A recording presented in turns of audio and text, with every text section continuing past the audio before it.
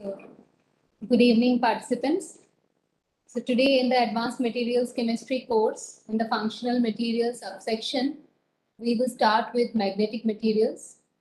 So we'll have two lectures based on magnetic materials, out of which the first lecture will cover all the basics and the second lecture will cover the different magnetic materials. So today's lecture, we'll be covering magnetic moments of electrons and free atoms. Then we'll talk about diamagnetism, paramagnetism, ferro-ferri, as well as antiferromagnetism. We'll talk about theories of paramagnetism and ordered magnetism. Then magnetic phenomena like hysteresis and the related properties will also be discussed. Then we will talk a little bit about magnetic anisotropy, magnetostriction, magnetoresistance. And then we'll brush up a little bit on superparamagnetism. And we'll talk also about magnetic domains, domain theory, magnetization processes in terms of domain theory. So as you can see, this particular lecture is a kind of a refresher on all your knowledge about different concepts of magnetism, because that is very essential before you actually embark on synthesis as well as identification and property evaluation of magnetic materials. So before we embark, a little bit of history of magnetism. So the first known magnets were naturally occurring lodestones, which were a type of iron ore, which is magnetite, commonly now known as magnetite. So this lodestone was discovered by people of ancient Greece and China, and they found that this particular lodestone, it will always align itself to the longitudinal direction if you are actually freely hanging up lodestone from a piece of thread or wire. So this property of the lodestones allowed for the creation of compass some 2000 years ago. And this was the first known use of magnets. Then in 1263, Pierre de Maricourt, he mapped the magnetic field of a lodestone with a compass, and he discovered that a magnet had two magnetic poles, that is the north and the south poles. Then in 1600s, William Gilbert was a physician of Queen Elizabeth I. He concluded that Earth itself is a giant magnet. In 1820, the Danish physicist Hans Christian Ørsted discovered electric current flowing through a wire. It can cause a compass needle to deflect, and thus he could show that magnetism and electricity, they were related to each other.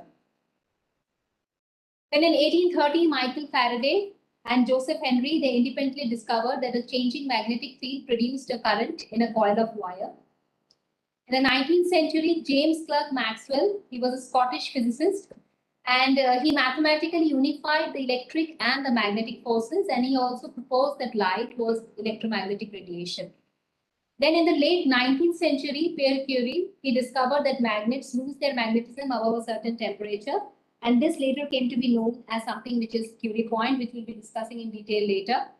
And in 1900, scientists discovered superconductivity. So superconductors are materials that have a zero resistance to a current flowing through them when they are at a very low temperature. And they also exclude magnetic field lines, and which makes magnetic levitation possible. So all these bullet trains and all, they run on magnetic levitation. And the concept is basically this exclusion of magnetic field lines, which makes the magnetic levitation possible. So what are basically electric and magnetic dipoles? So electric fields due to electric dipole, they affect any charge in the vicinity. But a magnetic field, it only affects moving charges. So normally electric dipole and magnetic dipole, the concept, if you see, is more or less similar. But you have to remember that electric fields which arises due to electric dipole, it affects any charge in the vicinity, whereas the magnetic field, it will only affect moving charges. So like in the charges, the opposite poles, they attract, and the like poles, they will repel each other. So there is a repulsion between north and north pole, whereas there is an attraction between the north and the south pole. So what is the force exerted on a charged particle by a magnetic field? It is given by this vector product, as you can see over here, the cross product, which is QVB sine theta. This Q is nothing but the charge on the particle, which is a scalar quantity. Then you have V, which is velocity of the particle relative to the field, and this is a vector quantity. Then you have B, which is the magnetic field, which is a vector quantity, and theta is the angle between the QV and the B vectors. So this is basically the concept about what is the force which is exerted, force F, which is exerted on a charged particle by a magnetic field.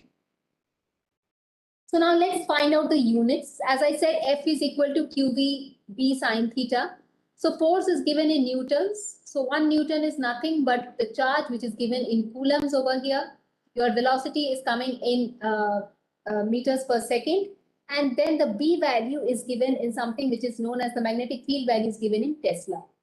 So from this particular formula, if you rearrange it, you will find out that 1 Tesla is equal to 1 Newton per ampere meter. So this magnetic field of 1 Tesla, when we say this is a very powerful magnetic field, sometimes it may be very much convenient to use, which is known as Gauss, and this will find in various literature. Generally, we talk about Gauss, and this is actually 1 by 10,000 of a Tesla. So Earth's magnetic field at the surface, generally the average value or the average strength is considered to be around 1 Gauss. So these are the magnetic field units. So what is the origin of magnetism? So there can be two types of magnetism. One is the macroscopic and the other is the microscopic. So macroscopic, if you see, it is due to charge currents, and microscopic is due to the atomic scale. So when we talk about the macroscopic charge currents, we say that if there is a loop of area A which is carrying a current I, the intrinsic intensity of the magnetic field is given by the magnetic moment vector, as you can see over here, which is either given as m or as mu, and is directed from the north to the south pole. So the magnitude of this m is given by Ia, which is ampere meter square. So the magnetic moment is nothing but a measure of the strength of the magnet and is the ability to produce and be affected by a magnetic field. So what are the important quantities in magnetism? So we are taking a refresher on that. What are the important quantities which you will be encountering quite a lot in this entire lecture? So one is the magnetic moment vector, which is m or mu. And this is the measure of the strength of a magnet, and the units are joules per Tesla. Then you have magnetic field strength or the magnetization force, which is denoted by H. And this is the measure of the strength of the externally applied field. So H is nothing but the strength of the externally applied field, and the unit is generally ampere per meter. Then you have magnetization is a very important quality. Magnetization is magnetic moment per unit volume, and the unit is, this is actually given as m by v. So this magnetization, it measures the material's response to the applied field H. So sometimes, of course, we know that the magnetization is not only dependent on the external field. We have examples of materials which are magnetic in spite of the fact there is no external field acting on them, and these are known as permanent magnets, which we'll discuss later. So, but M is generally given as magnetization, which is induced by the applied external field H. And the sigma is the magnetic moment per unit mass. Then there is another value which is very important. You'll find a lot of this B creeping in. This B is nothing but magnetic induction or magnetic flux density, which is magnetic flux per unit area. So B is the magnetic flux density inside the material. So if this is magnetic flux density inside the material, then there are two factors acting on it. One is the external field H, and the other is the magnetization in the sample itself. So, and this mu0 value, which is a constant, it is a magnetic permeability of vacuum. So this B value is nothing mu0 to H plus N. So this is basically the B value. Now you have another factor, some other factors coming in. It is one is permeability, which is given by mu, and it is dimensionless. So mu is nothing but your magnetic flux density per unit applied field, that is B by H. Then you have something which is known as magnetic susceptibility or volume susceptibility. It is again dimensionless. It doesn't have a unit. And this is given as susceptibility is magnetization per unit field. So you have to remember this particular thing, it's a better quantity compared to permeability. Mostly what we talk about when we talk about magnetic materials, rather than permeability, we prefer talking in terms of magnetic susceptibility. Then energy of a magnetic moment E is given as minus M scalar dot product with B, which is the magnetic flux density. And you have a very important property, which is magnetic anisotropy. What does anisotropy mean? Anisotropy means that various directions in the crystals are non-equivalent with respect to magnetization. So in a particular crystal, AM is not the same in all the directions of the applied field. So there are many contributions to this anisotropy. A few important ones are the crystalline or the magnetocrystalline anisotropy. This is a very important one. And then you of course have shape anisotropy and many other shear anisotropy and many other anisotropies also involved. But mostly it is the crystalline or the magnetocrystalline anisotropy is the most prominent among the magnetic anisotropy things we talk about magnetic materials.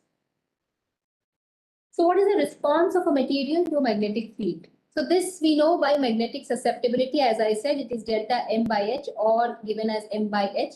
So it is magnetization and H is the magnetic field. So the value of magnetization per unit magnetic field, this is nothing but the magnetic susceptibility. So you can classify magnetic materials based on their response to the magnetic field. So if you have a paramagnetic material, we say that it is attracted by a magnetic field. Whereas if you have a diamagnetic one, what you say is it is generally repelled by a magnetic field. So this is basically what the classification of a material, of a magnetic material, based on its response when a magnetic field is applied. So what is the source of magnetism? So the charge is in motion, as in current, it produces magnetic field. So this is definitely one source of magnetism. So whenever a charge is in motion, it is producing a magnetic field. So another source is the electron itself. So electrons behave as if they were, tiny magnets. So every electron in an atom, it can behave in a magnet in two different ways because there are two motions associated with the electron. One is due to the rotation of the electron, or what we generally refer to as the spin of the electron, when it is spinning on its own axis. And the other is the orbital motion, which is due to the movement of the electrons about the nucleus. So this is a very crude model. As we know, it's a very simplistic model because obviously, we don't consider now the nucleus as kind of, the center and the electrons are revolving around it. It is more or less a, your propensity of finding that electron cloud near to that particular region where the positive charges are located. But it is a simplistic model for us to understand. So we have two different types of motions of the electron. One is its spin, the other it is orbital motion, and this gives rise to two different kinds of dipole moment, which is the spin magnetic dipole moment and the orbital magnetic dipole moment. So this movement of the electrons gives rise to a magnetic field. So one is the spin magnetic moment and the other is the orbital magnetic moment. So as you can see over here, the spin and orbital magnetic dipole moments, how it is coming. So here you have this movement of the electron on its axis, and this basically gives rise to something which is known as the mu spin or the spin magnetic moment. Whereas when the electron is moving, as you can see, the direction of the movement of the electron is from the right to the left. But when we look into the current, because it's a negative charge moving, the current is basically from left to right. And this, from this side, obviously, from the other side, it is going to be different. So from left to right, if you see over here, so this is giving rise to what is known as the orbital magnetic moment.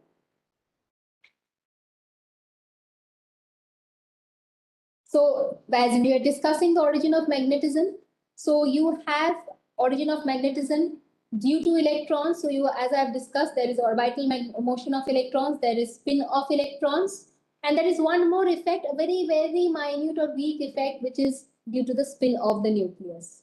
So the nuclear spin, this is slow and it has a very small contribution to the overall magnetic moment, but magnetic effect, but it might become very important if you are lowering the temperature. If you are going into very low temperatures, then the magnetism due to the nuclear spin, it might become very important. So the magnetic moment due to spin is equal to the magnetic moment due to orbital motion, and this is in the first Bohr orbit and is approximately expressed in terms of Bohr magneton. Please recall, whatever you have studied in your 12th grade and in your bachelor's in physics, you'll remember this term which is known as the Bohr magneton. And this Bohr magneton is given by EH by 4 pi m, and this is 9.27 into 10 to the power minus 24 ampere meters square. So this is the value of one Bohr magneton. So there are many ways basically these magnetic moments, they interact with each other.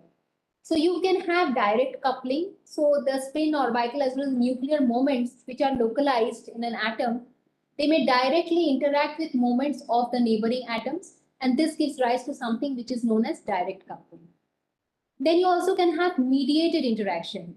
So moments which are arising from the itinerant electrons in the bands of metals. If you remember, the metal, they have bands, and in the bands, there's a sea of electrons, as we say. So the moments which arise from the itinerant electrons in the bands of the metal, they have kind of a mediated interaction. Then you have something which is also known as super exchange. So here what happens, the local magnetic moments, they interact with other local moments via the mediation of non-magnetic elements. And this is what gives rise to this super exchange. Like in antiferromagnetism, which you see in manganese oxide. This is an example of super exchange. So if you look from magnetism of the fundamental components to magnetism of devices, how it moves.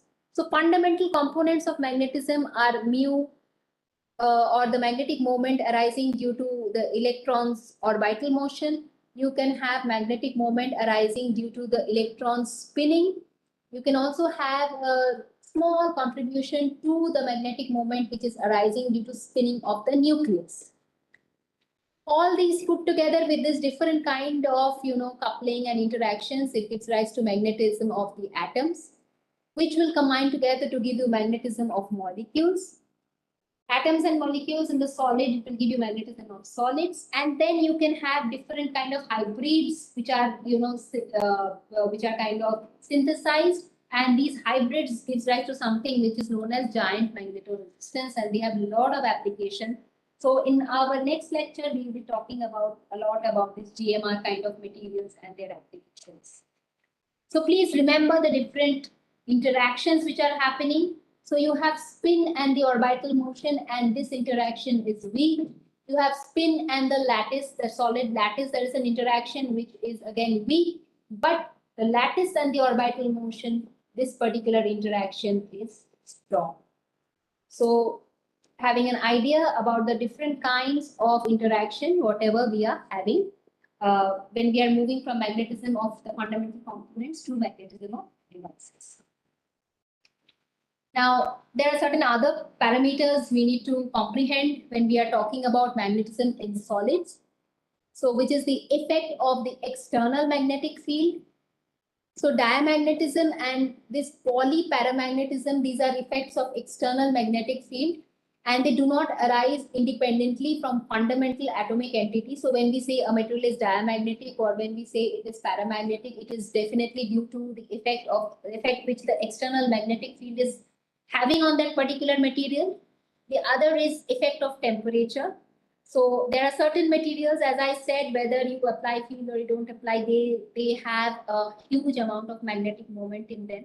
So these are generally known as ferromagnets.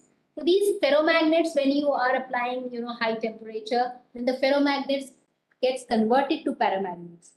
So alignment of magnetic moments in a paramagnet due to a field, this is thermally assisted. And this is basically the effect of temperature, which takes place when you are heating up a particular ferromagnetic material. So after a particular temperature, the ferromagnets start to behave as paramagnets. So what is this ferromagnet? What is this paramagnet? Sure. So types of magnetism. So all material, they show something which is diamagnetism. They have a component of diamagnetism associated with it. Why? We'll see in a while. Then arising out of the atomic magnetic moments, you have, this is a permanent one, so you have spin and orbital moments.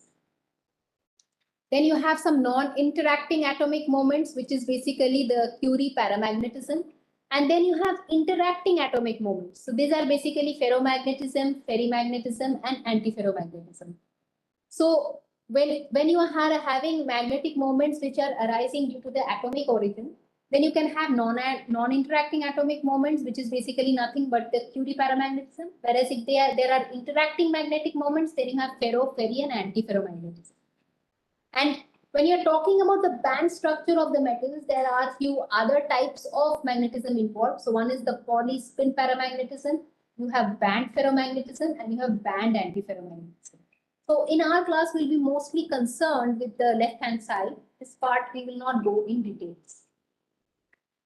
So what is diamagnetic? It has paired electrons, and this particular susceptibility value is negative. It is temperature independent. And the examples of these kind of materials are hydrogen, you have water, you have sodium chloride, you have benzene. So all these are diamagnetic. So what happens when you are placing a diamagnetic material between the lines of force, then you will find that the density of the lines of force inside the material, it becomes less. So whenever it is repelling the lines of force, when you are putting a particular material in a magnetic field, then it is said to be a diamagnetic material. So if you look into the susceptibility, this is how the susceptibility versus temperature is going to look in case of a diamagnetic material. In case of paramagnetic material, what do you have? You have unpaired electrons. In this case, the susceptibility is positive. It has a distinct temperature difference because the susceptibility value, it decreases with temperature.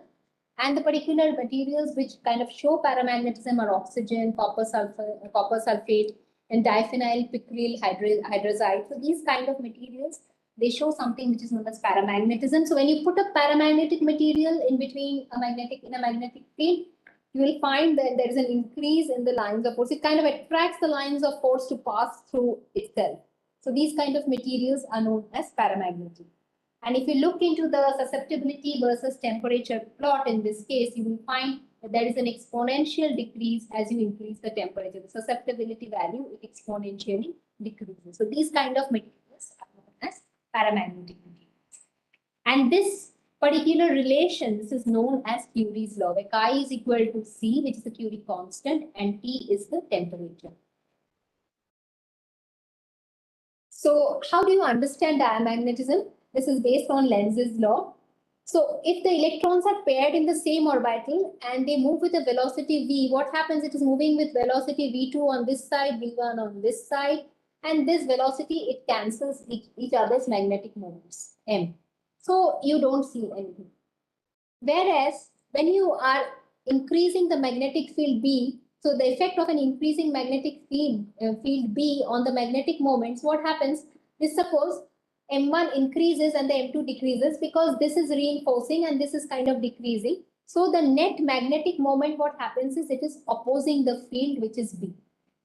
So the net magnetic moment, when it opposes the applied magnetic, net magnetic moment of the material in the presence of an external field, when it opposes that external field, then you say this material is basically diamagnetic. So M versus H, magnetization versus your external field application, if you plot for a paramagnetic material, as you increase the H, you find it is increasing. Whereas in case of a diamagnetic material, you'll find it is decreasing, but the decrease is definitely not as radical as you see as the increase you see in case of a paramagnetic material. So please remember this.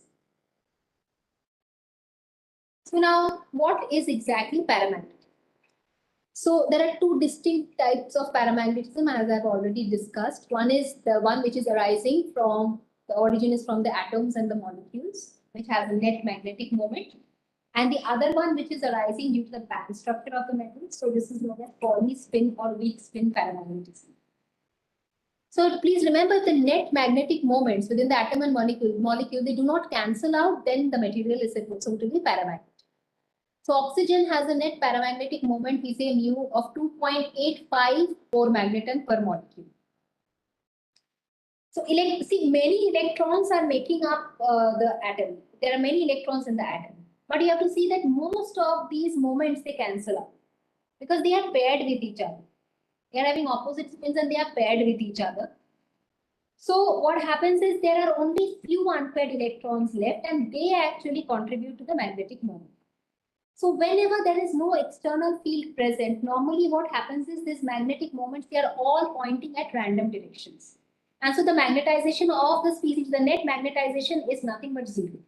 However, when you are applying a magnetic field, then there are two different factors which come into the picture. One is this applied magnetic field is going to try and align the force of the magnetic field. So there is an aligning force. This external magnetic field is going to make those unpaired electrons align to the magnetic field. So that is one thing which can happen. And the other is the temperature. And due to the temperature, what happens is thermal energy. And this anyway, it causes a kind of a disorder. Or the magnetic moments kind of get disordered because of the temperature. So there are two different factors which are acting on that particular thing.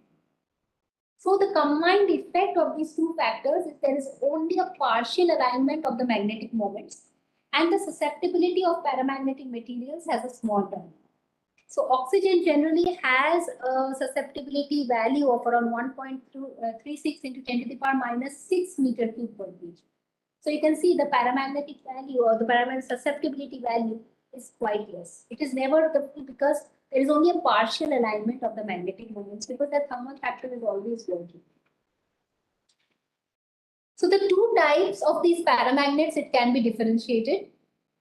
Those which are always paramagnetic with no other details to be considered, and those which are ferromagnetic, ferrimagnetic or antiferromagnetic and become paramagnetic on heating. These are going to have a non-zero value for theta in the Curie-Weiss law. So you see this Curie law, we saw that chi is equal to C by T, but that is an ideal case. But normally this law is written in the form of C by T minus theta. So any magnetic alignment, which is an ordering phenomena, is always fighting against the disordering effect of temperature. So while mass susceptibility, please remember, is independent of temperature for a diamagnet, for a general paramagnet, it will follow what is known as the Curie-Weiss law.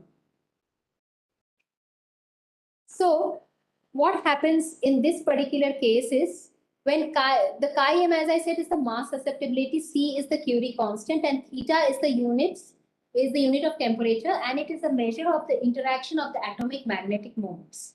Okay. So there is a concept of exchange integral, which we'll talk about later. And this exchange integral is coming in from quantum mechanics. So what we will talk about over here currently is if there is no interaction between the atomic magnetic moments, then this particular theta value is equal to 0. And then the Curie-Weiss law, what we say, it reduces to the Curie law.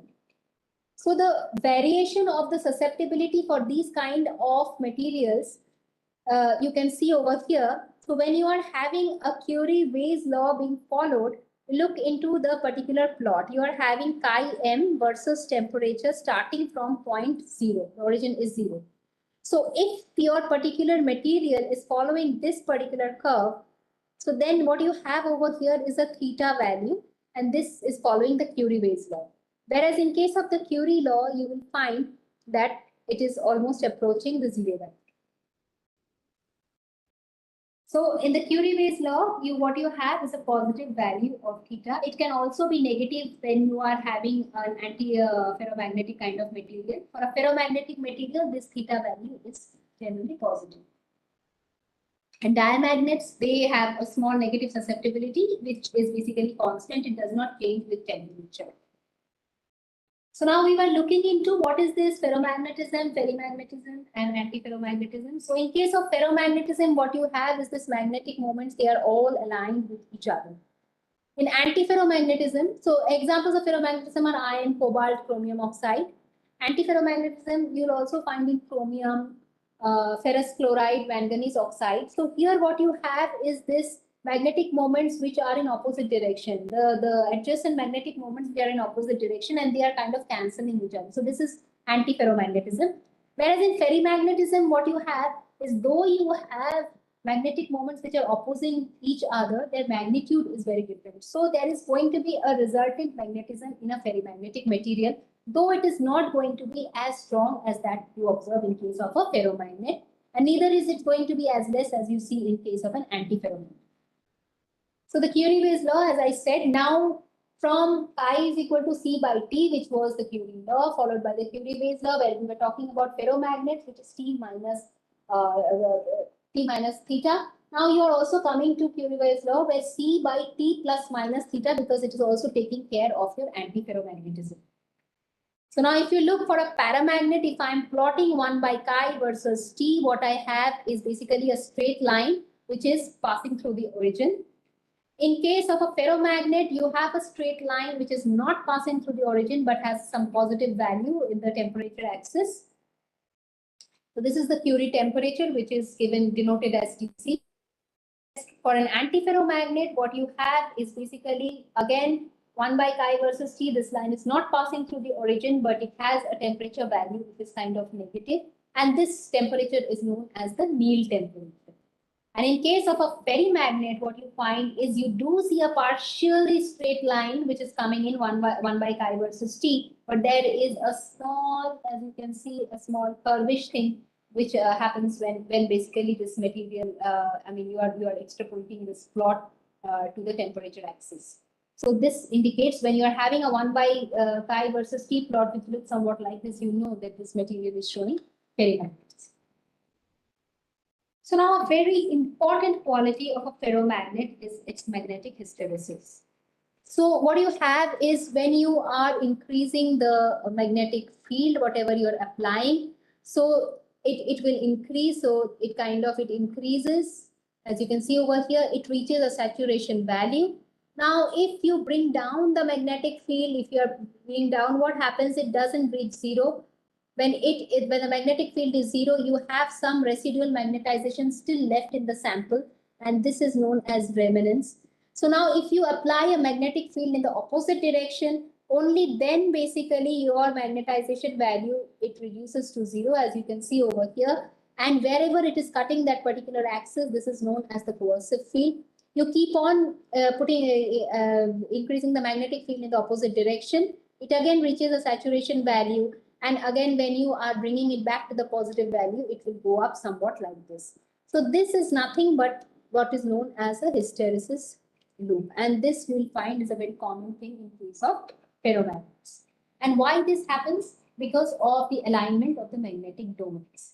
So when you have a ferromagnetic material, as I said, that there are particular domains in which basically the magnetic moments are there. There are different magnetic moments over there. So normally they are very random in nature. So obviously the magnetization value when you see at normal temperature, it is not that much. But the moment you start putting an applied field, in case of a ferromagnet, when you start applying the field, then all these different magnetic moments, they start aligning itself to the field, and you find this increase in the magnetization in the particular sample. And once this alignment is complete, what you have is known as the saturation magnetization, as you can see over here. This is the saturation magnetization. So magnetic permeability versus coercive field.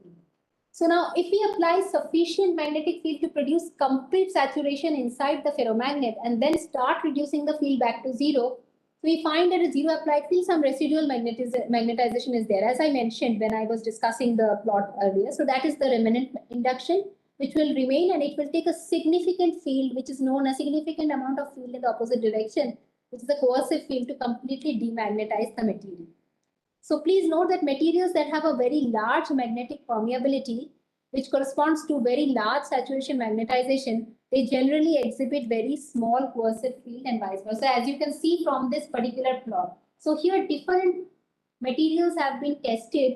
So their relative permeability versus coercive field in oilstone, it has been tested, and it has been found out that wherever you find the coercive field is very high, in that case the relative permeability of that material is quite low, and it is vice versa. So when you have a lower coercive field for that particular material, its relative permeability is quite high. So now we discuss another very important concept, which is magnetic anisotropy. As I said, magnetic anisotropy is basically the dependence of magnetic properties on the direction of the applied field with respect to the crystal lattice. So depending on the orientation of the field with respect to the crystal lattice, what you will find is you need to apply either lower or higher magnetic field to reach saturation magnetization. So whenever your material is showing these kind of qualities, you know that what you are having is a magnetic anisotropy. So easy access, whenever we have a crystal, when we are talking about magnetic materials, we will come in contact with this term quite often. You hear this term quite often. One is easy access and the other is hard access. So easy axis is nothing but direction inside the crystal along which a small magnetic field is sufficient to reach the saturation magnetism. So I apply a very small magnetic field and I find the saturation magnetization is achieved. When this kind of thing is happening, you know that you've applied the field around easy axis. Whereas for the same material, when you're applying the magnetic field along some other axis, you find that it takes a longer time, or a larger amount of field value needs to be given for it to achieve the saturation magnetization. So then that is known as the hard axis. So now, as in the first lecture, I'm sure in the first few lectures, you have covered different kinds of, the different types of crystal structures. So, iron can have this body-centered cubic structure. So in the body-centered cube of iron, if you look into it, then the relative density, highest density of atoms, as you see, is along the 1-1-1 direction.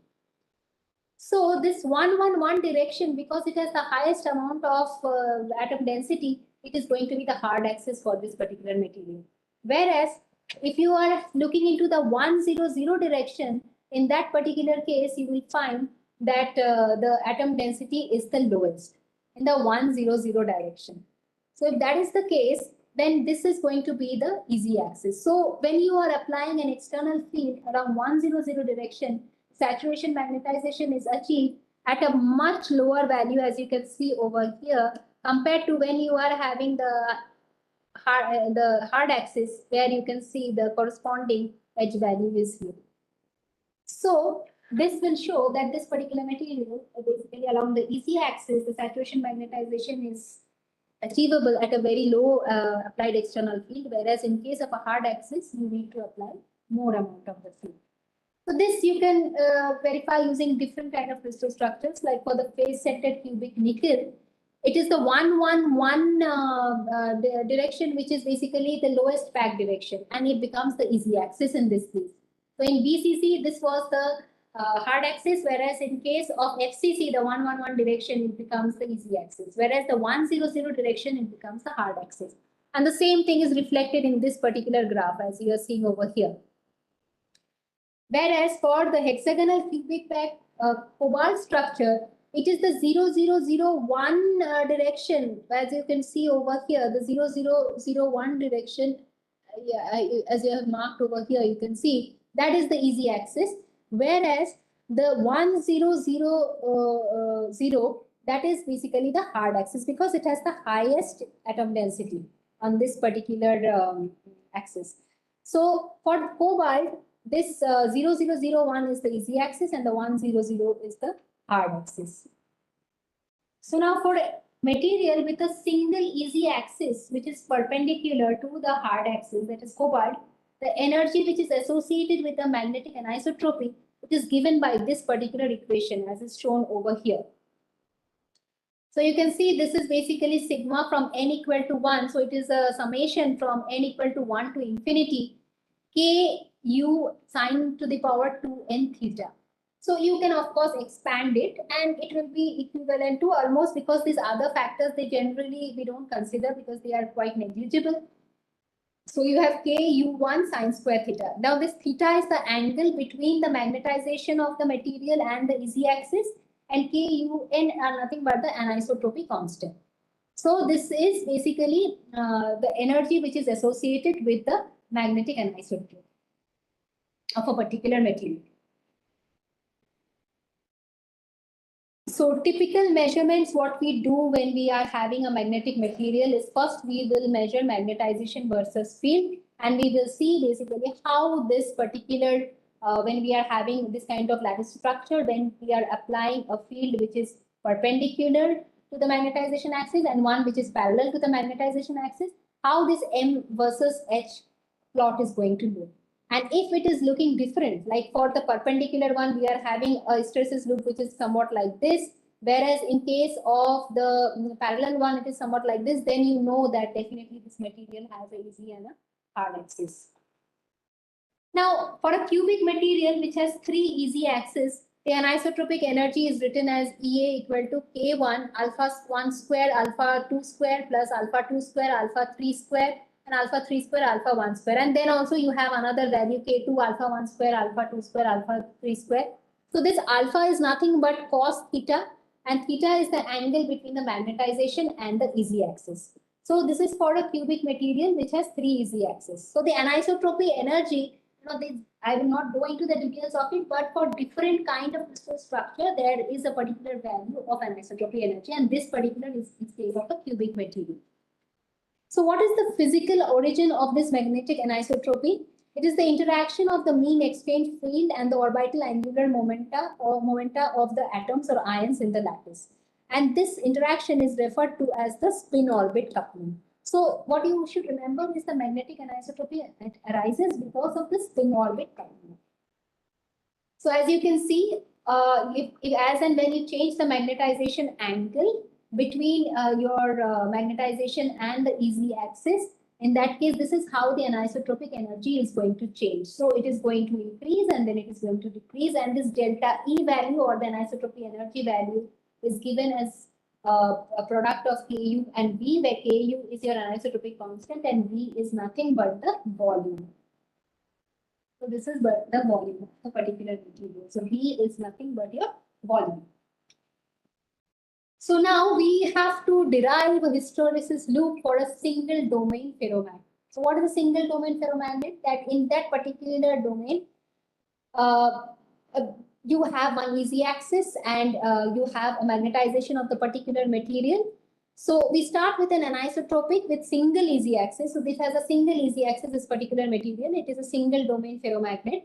It is sufficiently small. So because it is very small, it has a single magnetic domain. So all magnetic dipoles, they are now aligned in the same direction. So this is a single domain one. So you have this M value. So these are all aligned along a single direction. And so the total magnetization value is given by this vector M. So assume that this angle between the magnetization and this easy axis is theta. So when you are not having any external field which is applied, then the energy of the ferromagnet is going to be completely dominated by the anisotropy energy, which is EA, as I have already mentioned. This is nothing but Ku sine square theta, if you remember your initial slide. So this is particularly the energy, the anisotropy energy which this material is having, because now we are not applying any external field. So now the moment you apply an external field, so I have applied an external field on this single domain magnet over here, ferromagnet over here. So you can see this externally applied field. So then what you will have is, apart from the anisotropy energy, it is also going to have a magnetostatic or Zeeman energy as we call it. So this E magnetostatic is given by this external field H multiplied by your saturation magnetization, and cos of this phi minus theta. What is phi? Phi is basically the angle between the applied field, as you can see over here, and your easy axis. So this entire thing is phi. And this phi minus theta is basically what you will consider, cos phi minus theta, that is this particular angle you will consider when you are considering the energy, the magnetostatic energy.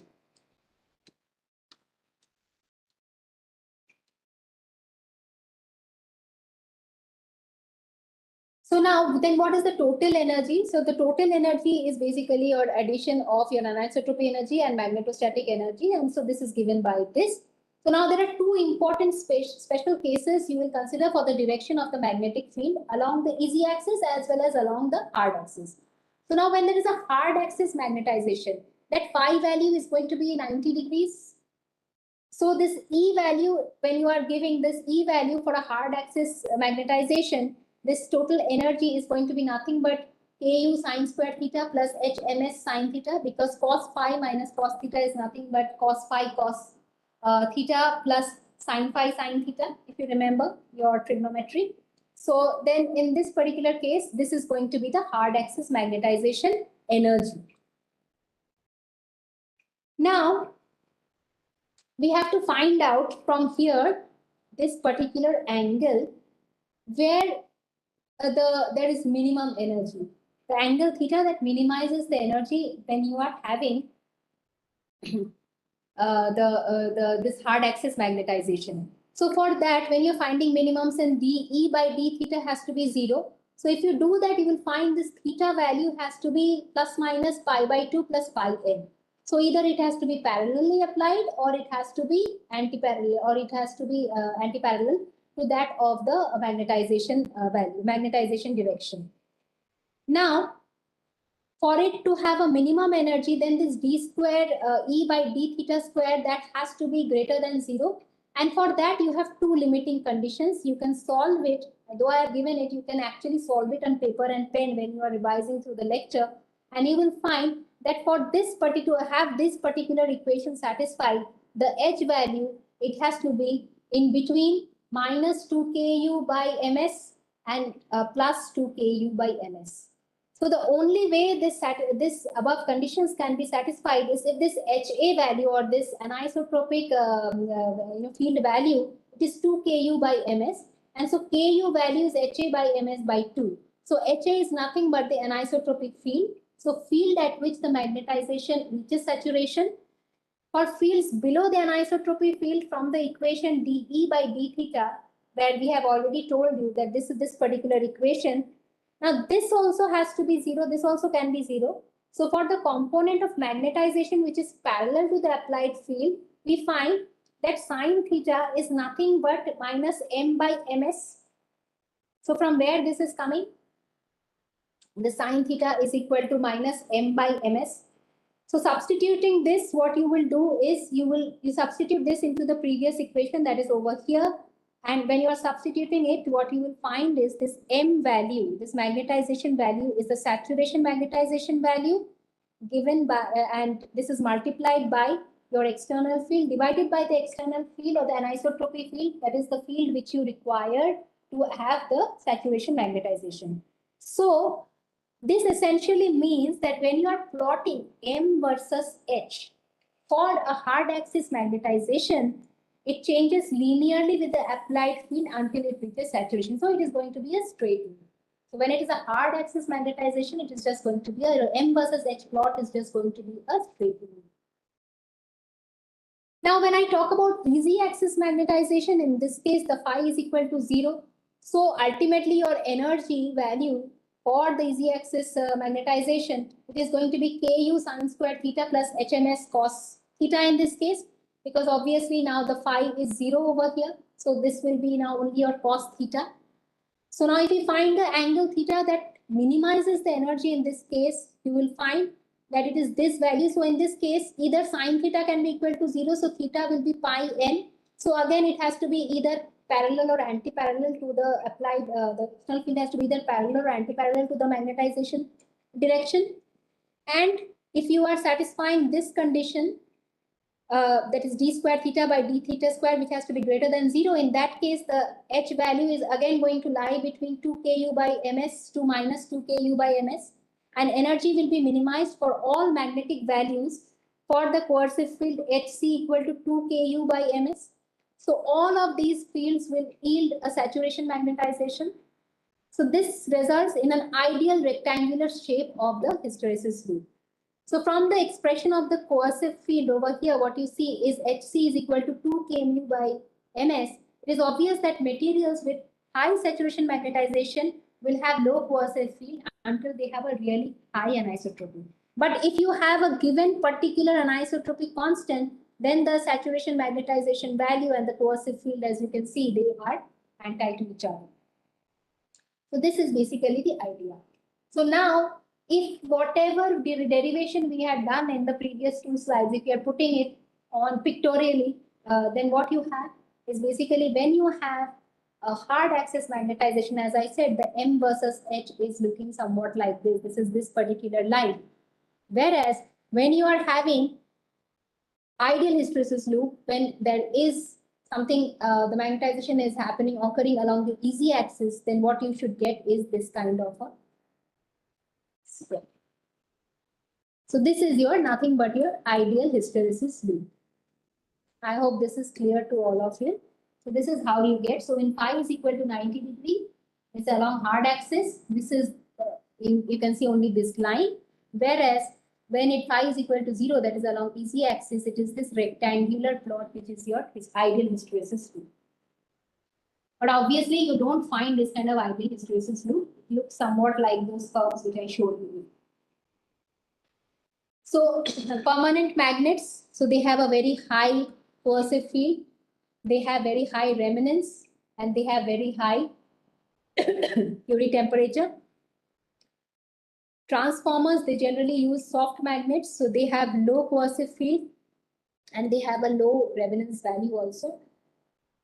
For information storage, soft magnets, but they have very unique hysteresis loop, which looks somewhat like this. So all these things we will cover again in the next lecture. So now, if you remember that slide where I showed you different magnetic moments and in a ferromagnet where the domains are having different kinds of magnetization values at different directions. And when you're applying an external field, then they are all aligning itself according to the external magnetic field. So how does this happen? So the preferential alignment of the domains can be brought about by an external field. So during magnetization, the domains oriented favorably along the field direction, they grow at the expense of unfavorably oriented domains. So how can this occur? This occur either by a domain wall motion. As you can see over here till here, if you see, this is a domain wall motion. So the wall basically is moving.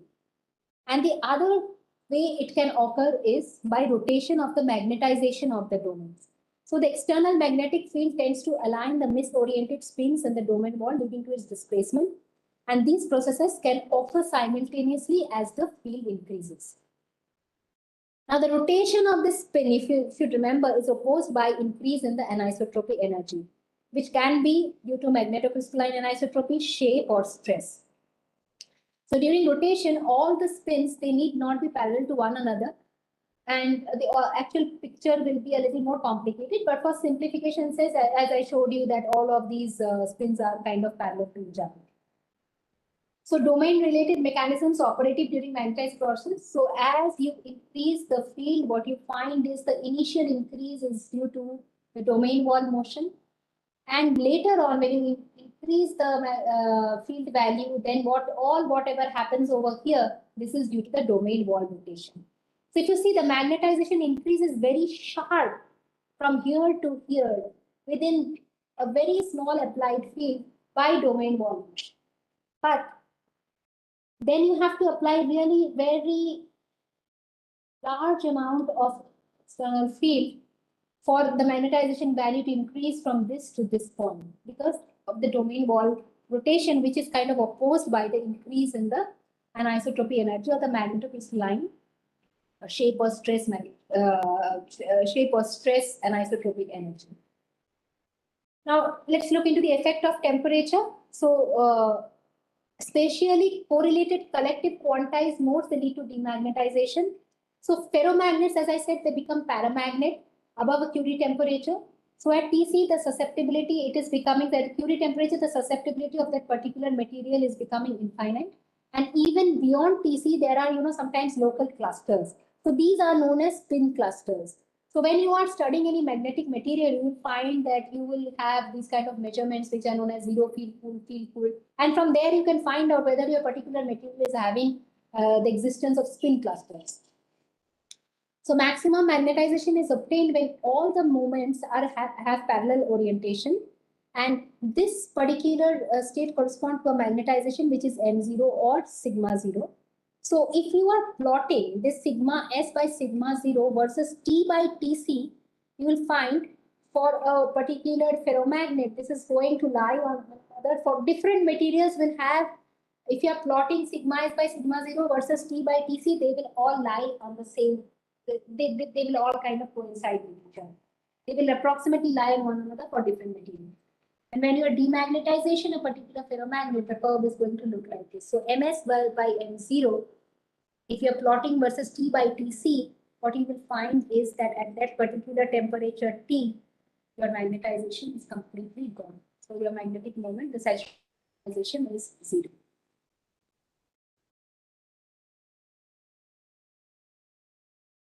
So domain structure and the magnetization process. So now we have to see how the domain wall movement is happening. So magnetic structures of a ferromagnetic material, they always consist of domains. There are different domains. Why? To reduce the magnetic static energy. So domains, they are separated by something which is known as domain wall. And there are two different kinds of domain walls. One is the block walls and the other is the Neal walls.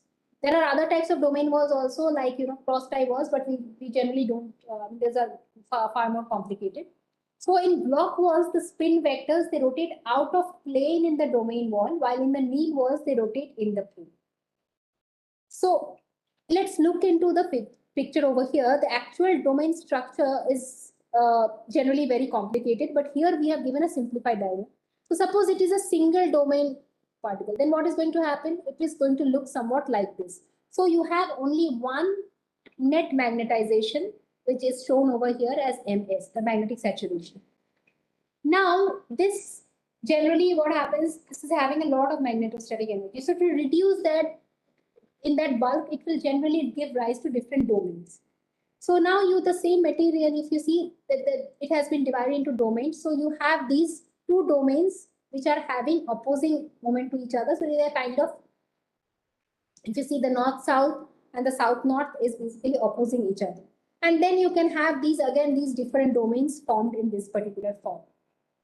So now this domain wall thickness is generally a few hundred atomic diameters. It's rather diffuse. So the domain wall structure, if you see over here, suppose this is domain 1 and domain 2. This domain wall is basically nothing, but it is in itself, it's a nanostructure. So from this particular spin on one domain to the opposite spin on the other domain, that is the magnetization value, not the spin, you should say the net magnetization, which is pointing on this side on one domain and pointing on the other side on one domain. In between, in the domain wall, this is how this entire transformation takes place. So if it is thick, you have a slower kind of movement. So the number of spins involved in the wall is much larger, and hence rotation between adjacent spins, they are generally much smaller than what you see over here, because this is a very crude schematic which has been given. So movement from here to here, if the wall thickness is wider, then you will have a smoother transition. Whereas if the wall thickness is very less, it is a thin wall. In that case, the movement is going to be this magnetization change is going to be very abrupt. So this domain wall, it represents a region of high energy because the spin vectors, they are not in the direction of easy magnetization. So hence thicker walls, they represent higher energy. And in materials which has a higher magnetocrystalline anisotropic energy, the domain walls are generally very thin. So other sources of anisotropy are due to shape and due to residual stresses. So a competition between this magnetostatic energy and the magnetocrystalline anisotropy energy, essentially it will decide, the domain size and shape. So the word essentially has been used as other factors. Why I said essentially decides, because there are some other factors also which decide your domain size and shape, and one of them is the magnetoelastic energy, and this arises due to magnetostriction, which we will be discussing in a while. So this is change in dimension due to a magnetic field, and they also contribute to the overall energy. So the total energy in a magnetic material is a contribution from different factors. One is the exchange energy, then you have anisotropy energy, then you have magnetoelastic, and then you have external energy. So this E external, it corresponds to the energy of total magnetic moment in external magnetic. So the E total is a combination of all these different energies. So now coming to magnetostriction, as I described, that this magnetostrictive material, what they do, they will change shape when you are placing it in a magnetic field. So what happens is, this is a bidirectional energy exchange which happens between the magnetic and the elastic state. And that is why these materials, they provide a mechanism for actuation and sensing applications. So magnetic sensors and actuators, the kind of material we look into are the ones which are exhibiting this property of magnetostriction. So in this particular case, you see this is a particular material which you have placed and you are passing a current through it. What happens is the generation of the magnetic field is there, and due to the application of the magnetic field for this particular material, whose length was L, it kind of increases marginally by delta L. So delta L by L, this strain is called magnetostriction, and generally a symbol lambda is used. Magnetostriction, please remember, it's a second order effect. So the principal magnetostrictic effects which are observed experimentally are the Joule effect. What is the Joule effect? There is an extension or contraction in the same direction as the magnetic field or in some other direction. Then you can have a volume effect, which is a very weak effect. So when you're applying magnetic field, you will find there is a slight increase in the volume, slightly, very, very slight. When you have the Weidemann effect, so there is a shear strain which happens when you're applying magnetic field to such kind of materials. So which is analogous to the tensile or compressive strain, which is produced in case of a Joule effect. And another very important effect, this is the Villari effect. So there is a change in the magnetic permeability in response to applied stress. So this is also known as a magnetomechanical effect. So these are the different effects generally studied in case of a magnetostrictive material, and they find a lot of application in sensors and actuators. So why it occurs? So when you are applying an external magnetic field, the domains which are aligned most closely with the external field, they will grow while, so it grows in the extent. So whenever there is a large domain which is kind of aligned already to the external magnetic field, what it does is it kinds of, the domain first starts growing, starts expanding, and it eats away the other domains. It takes away, you can say, it kind of goes as a land grabbing thing. It kind of eats away the domain size of the other ones which are not essentially aligned to that external field. So depending on the orientation of the crystal, there will be some cases where electron orbitals, they cannot become aligned to the direction of the external magnetic field without changing the distance between the atoms of the ions. So the orbitals are kind of arranged in such a way that if I have to align myself to the magnetic field, if I don't shift the position of the atoms and the ions, I won't be able to move. So now the distance must increase in order for this orbitals to get aligned. So these changes in the length will cause the crystal structure to become elongated in the same direction as the magnetic field, or it can become elongated in one or more directions at right angles to this particular direction. So when that happens, again, there is a possibility you might see a contraction in the direction of the magnetic field.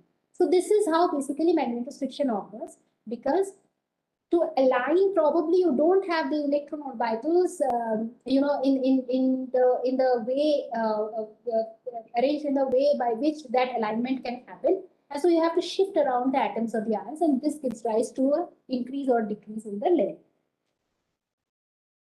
Now there is another very important parameter, important type of phenomena in magnetic materials, which is known as magnetoresistance. So here what happens, the resistance of a conductor, it changes when you are placing it in an external magnetic field, and this effect is known as magnetoresistance. So the resistance is higher if the field is parallel to the current, and lower if the field is perpendicular to the current. And this resistance, it depends on the angle between the current and the magnetic field, and this is known as the anisotropic magnetoresistance, or AMR effect. And this change is usually very small, apart from a few ferromagnetic uranium compounds where the change can be as large as 50% also. So magnetoresistance, it arises from larger probability of the S and D scattering of electrons in a direction which is parallel to the magnetic field. And AMR effect is again very important in case of magnetic field sensing devices. So now bulk materials show one kind of magnetism, but when you're moving down to nanostructures or nanodomains, you find there's a lot of change in the magnetism. So bulk materials also has some areas where there are nanostructures. So one is basically, as I already discussed, in the domain walls. The domain walls are generally in the nano region. Then some domains, especially which are those in the vicinity of the surface or grain boundaries, they are also nano-sized. Then you have spin clusters above paramagnetic unit temperature, which can also be nano-sized. So when we go from the bulk to the nano, please remember that only structure-sensitive magnetic properties like coercivity changes significantly. So whenever you're moving from bulk materials to a nano domain, what happens is you see the maximum changes in the coercivity. So some of the possibilities when we move from bulk to nano are ferromagnetic particles can become single domain particles. You see superparamagnetism, which we will discuss. There can be giant magnetoresistance effects in hybrids or layered structures. And antiferromagnetic particles in bulk, if it is antiferromagnetic, many times when you're moving to the nano domain, you will find they behave as ferromagnets. So dependence of the magnetic moment on the dimensionality of the system. So as we observe there is an increase in the magnetic moment as we decrease the dimensionality of the system. And why this happens? See, as we move to the nano domains, what happens is magnetic moments which are there in the bulk, they kind of cancel each other. But when you are moving to the nano domains, it has a higher surface area. On the surface, there will be surface spins which are kind of not compensated. So it is due to this presence of this uncompensated surface spins, what you find is there is a resultant magnetization. And so the magnetization value or the magnetic moment value, it increases. So bulk nickel, if it has a magnetic moment of 0.56 Bohr magneton, when it moves to a zero-dimensional structure, the magnetization value, it increases, the magnetic moment value increases to almost 2 Bohr magnetons per atom. Similarly, for iron, from 2.27 Bohr magnetons per atom in bulk, in case of a zero-dimensional material, what you'll find is it moves up to almost 4 Bohr magnetons. So iron, if you know, they have a maximum possible moment of 6 Bohr magnetons. You can calculate and you can see it. So this implies that when you're moving to zero-dimensional nanocrystals, very little of the orbital magnetic moment gets switched. So it is kind of, it is there. So there is a lot of uncompensated surface spin, as I said. So surface effect, paramagnetism is the spin glass effect, and the volume effect is super paramagnetism, which we will discuss a little bit. So you have a material which was somewhat like this. This is how the domains were arranged. You bring down the size and ultimately you have a single domain magnetic material. So the size is so small that it has a single domain and it has a particular magnetic moment pointing in a particular direction. So when we consider a single domain particle with uniaxial anisotropy, then the variable part of the energy is given by this particular expression. So this EA value is nothing but KUV, as we saw, V is the volume and theta is the angle between the magnetization and the easy direction that we had already discussed. So either theta is equal to 0 or pi, and this is the direction of the minimum energy. And these directions, they are separated, that is 0 degrees and 180 degrees, they are separated by an energy barrier of the height delta EA. If you remember the previous slide I had showed you, some slides back. So the magnetization will remain stable and lie along these directions unless some perturbing force exists that can take the magnetization over that particular energy barrier. And thermal agitation, you know, the kinetic factor is the kinetic thing. Thermal agitation will provide, it can provide such a kind of a perturbation. So this process is most likely to occur if the volume V of the particle is very small. So here your nano size effect or nano domain range comes into the play. So the height of this energy barrier is lowered because, as I said, that delta EA is nothing but KUV. So if the volume is less, this delta EA value, this energy value is decreasing. And so this flip from one to the other is going to happen if the volume of the particle is small, or the temperature is very high, or the T is increases because you're providing a lot of perturbation to the particular material. So if the process does occur, the time average of this remanence is going to be 0. So particles whose magnetization changes spontaneously are analogous to paramagnetic atom, except that their magnetic moment is much larger in this particular case, and such particles are said to exhibit what is known as super paramagnetism. So it kind of behaves like a paramagnet, but why it is called a super paramagnet is because in this case the magnetization is very high and you do not find any very less coercivity and almost no remanence in this kind of materials. So as the size of the particle is reduced, the whole particle becomes a single domain below a critical size. So this can be understood, you know, why it becomes a single domain, because a particle smaller than a domain wall thickness, it will not be able to sustain a domain wall. And the magnetostatic energy, it increases as r cube. R is the radius of the particle, whereas the domain wall energy is a function of r square. So if you see, so there will be a critical radius below which the domain walls are not going to be stable. So the general trend or the general expression is this critical radius is basically a function of the magnetic moment per unit mass. This is directly proportional to the magnetic moment per unit mass divided by the saturation magnetization of this particular material. So this is basically the critical radius. below which if you go, then the particle becomes a single domain. So in the knee relaxation process, the relaxation time of the magnetization between these two states is given by thermal activation or the Arrhenius law. Tau is equal to tau 0 exponential minus delta EA by kBT. So tau is the average length of time that it takes for the ferromagnetic cluster to randomly flip direction as a result of the thermal fluctuations. And tau 0 is the attempt period, which is the characteristic of a particular material you are using or you are studying. And E is the anisotropic energy, which is proportional to V. This is the particular expression which is used.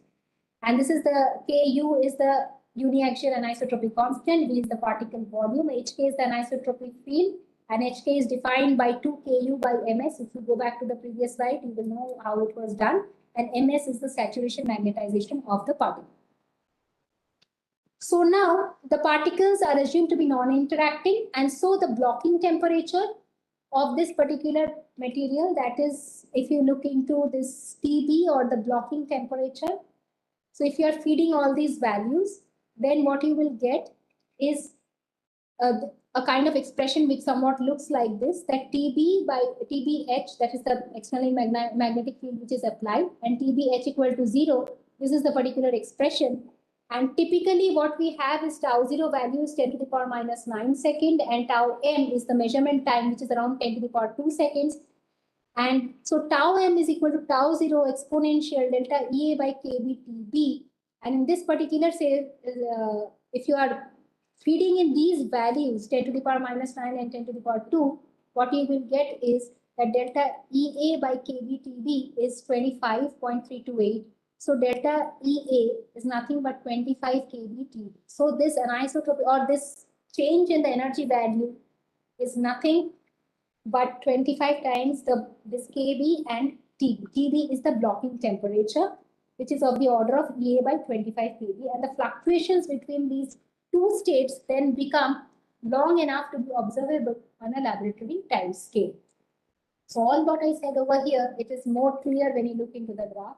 So now, when we have magnetization versus temperature, if you are recording, this is a very common plot you will find all the magnetic materials. So when we are doing N versus T, if you are doing a field cooled thing, you will find that as you decrease the temperature, the magnetization value keeps increasing. Whereas if you are doing a zero field cooled, there is a sharp drop. So this region of bifurcation, this is the blocking temperature. And for this particular case, for the hematite nanorods, this blocking temperature is 16 Kelvin. So as you increase the temperature from the magnetic ordered state, it goes into a super paramagnetic state. And wherever there is this transition, you see this is known as the blocking temperature. So if the particle size is sufficiently small, then above TB, thermal fluctuations will dominate and the particle spontaneously switch its magnetization from one easy axis to another. Such system of superparamagnetic particles does not show hysteresis in the MH curves above TB, and hence HC and MR are 0. Moreover, the magnetization curves measured above TB are expected to superimpose on each other when you are plotting M versus H by T. So this is one of the primary tests of a material whether it is superparamagnetic or not. So what you do is at various temperatures, you increase the magnetization, you increase the field and you record the magnetization, and then you plot M versus H by T. If they are superimposing on each other, then you know for sure that your material is superparamagnetic. So above TB, if all the particles, they have the same volume, the magnetization of the superparamagnetic material is given by this particular expression, as you can see over here. And when the system is in a block state below TB, the magnetization of the ferromagnetic block state is given by this particular equation. So this you can go through in details later on. These are nothing but mathematical expressions. So you can see how it comes in. So if you have a ZFC-FC plot, this is something like this. So above T reversible, the tau is so short that thermal equilibrium is always attained before you complete a single measurement. So then it becomes a superparamagnetic state. So how you measure the ZFC-FC curves? The sample first is pulled from 0 feet from T1, where all the particles are superparamagnetic to T minimum at a constant rate.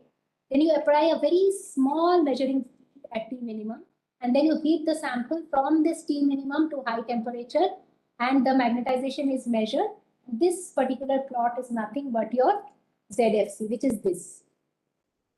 Whereas in the field cooled state, what happens is your sample is cooled under an external magnetic field from when all the particles are superparamagnetic to the T minimum at a constant rate, and then the sample is heated from this T minimum to a high temperature and magnetization measured, and this gives you this particular. So wherever there is this bifurcation, this is basically your blocking temperature. So the different hysteresis loop, please try to understand how it is. When it is ferromagnet, it is given by this blue curve. If it is a paramagnet, then it somewhat looks like this as shown over here. The magnetic saturation value is very low. In case of a superparamagnet, what happens? The saturation value more or less is that of a ferromagnet, but you will find the material actually has no remnants and it doesn't have much of a coercivity. So all these different materials, they have different applications, and in the next class we will discuss the various applications. Now, a very important thing, that what happens to the coercivity? As I said, that when you move from bulk to nano, there is a change in the coercivity, and how this coercivity change. So when you have a multi-domain material, then in that case, what is happening? It's a bulk material, and there is domain wall motion. You're bringing down the size due to the domain wall motion. If you remember that N versus H curve, what is happening as you bring down the size, there is a lot of domain wall motion is happening, and there is an increase in the coercivity value. When it moves to a single domain, then in that case, the coercivity value is the highest.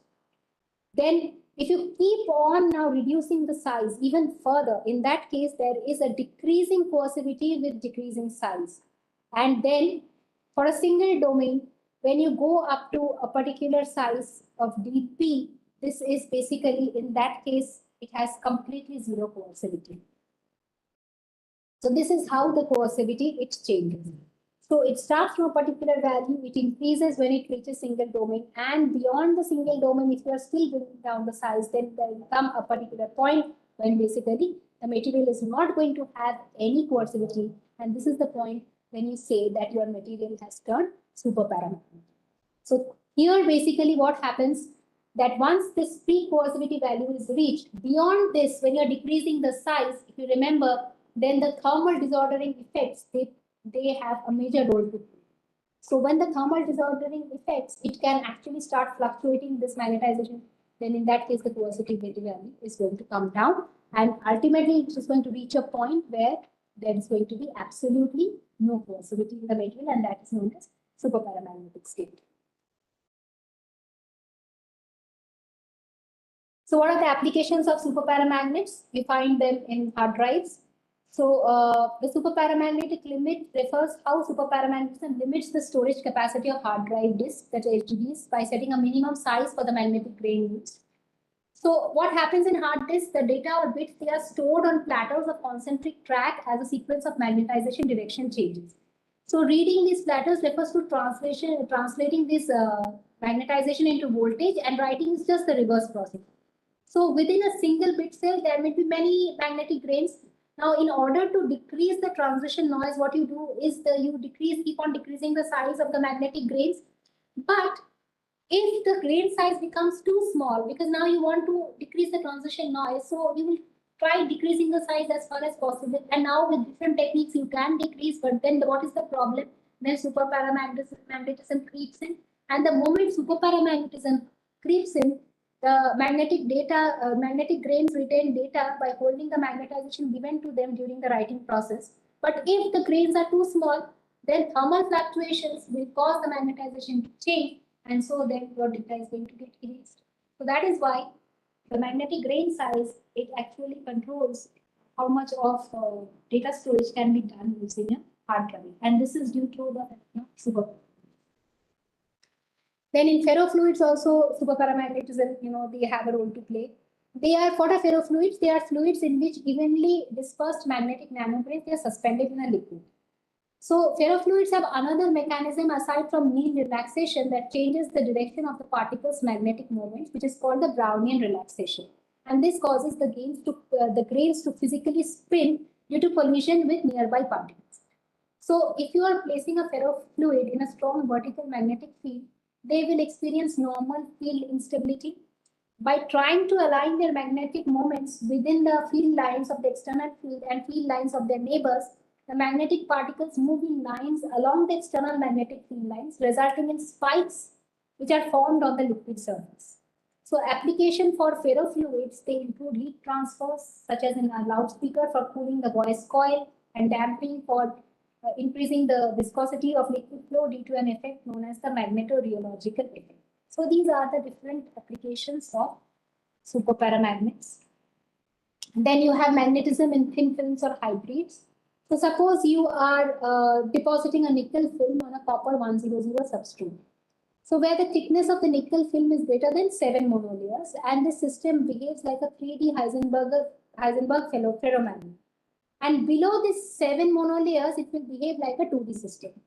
So in 2D system, all the spins are in plane, while in 3D system, out of plane spin orientations, they are also observed. So it plays around with the magnetism when you are playing around with, how many monolayers you are forming or what is the nano domain. Then Curie temperature of thin films also you have to understand. In case of Fe100 films, which are like 1 to 3 monolayers only, which is grown epitaxially on a Ag10011 substrate, the Curie temperature reduces from the bulk value to around 100 K. That is 10% of the bulk value for a 1.5 monolayer film. So in this case, what you see is as you decrease the number of monolayers, the thermal disordering effects, they are becoming more and more prominent. So what happens is your TC value decreases. Now bulk it is higher, whereas in case of a monolayer, it is almost only 10% of the bulk value. So there are a lot of other things also coming in, which is one is the exchange and anisotropy.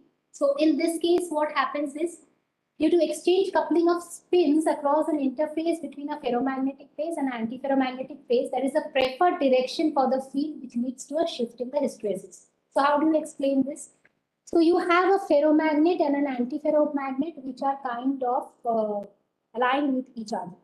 So now when there is no externally applied field, the ferromagnet is having its, what you do is you apply a particular field and you let all the ferromagnetic material align in one particular direction. And then you take off the field. Now what happens is this antiferromagnet, whatever you are using, the material, as you can see over here, this has a large crystal anisotropy. This COO, you are taking an antiferromagnet with a large crystal anisotropy. So what happens when this ferromagnet is getting aligned with the external field, then antiferromagnet also takes a kind of a spin orientation which will lower the magnetocrystalline anisotropy. So now you have removed the field. After removing the field, what happens? You suddenly apply the field in the other direction. If you apply the field in the other direction, now your ferromagnetic material will switch the direction. But your antiferromagnetic material, what is going to be the problem? It is having a high magnetocrystalline anisotropy. So it will take time to readjust its entire orientation according to the orientation of this ferromagnet, and in the surface you will find this kind of misalignment. So what is going to happen is you have to apply more amount of the field and you will see a higher coercivity. There is going to be a shift in the coercivity. So this is known as, whenever you see a shift, then this is known as an extreme anisotropy. And this is what is the steps, whatever is given in the previous slide is telling you exactly what I have discussed so far. So if the field is removed, the spins in this ferromagnetic phase will flip to the field orientation due to the influence of the antiferromagnetic fields. So as the field direction is reversed, the spins across the interface in the antiferromagnet with large crystal anisotropy, they will oppose the reversal of spin in the ferromagnetic phase. Hence, the exchange coupling, it leads to a very large coercivity value. That is basically the idea of exchange anisotropy. Please go through the slides as and when you will get time, and everything is actually written in the slides, so it is going to be easy for you to understand if you read them with a little time. And so with this, today I'll end the class, and if you have any questions, you can ask me, and if not, Then you can go through the slides later on, and you can always email me the questions and I will try to answer them.